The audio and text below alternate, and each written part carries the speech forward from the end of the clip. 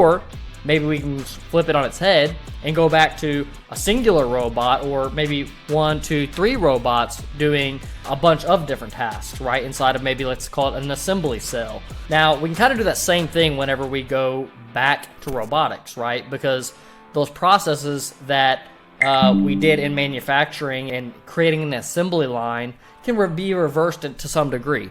Now, the assembly line method is still very, very good for automation and robotics, but especially when a budget is an issue, sometimes it makes sense to bring all those things back into one robot doing more tasks. And let's just go with an example such as welding, right?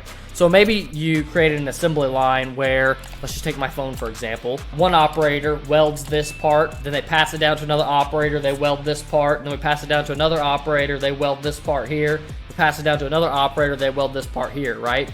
And so the whole reasoning for doing that is to keep that efficiency. Boom, you can go, you can do your weld, you can pass it, right? And so that way you're accustomed to doing the same weld all the time. Maybe you need to do a circular weld. Let's grab this cup.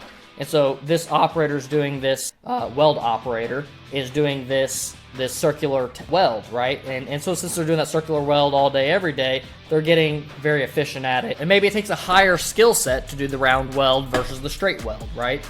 You created that assembly line method to increase your productivity, right? To increase your throughput.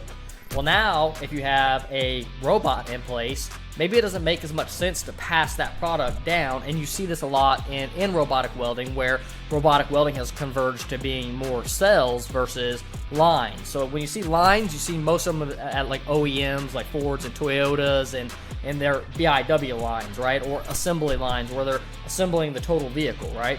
Well, for some of these smaller components, it still makes sense to store things on a rack, take it off a rack, process it, and then put it back onto another rack, right? Or take a bunch of child parts, put all the child parts into a fixture, the robot does its welding, take it off, put it onto a rack.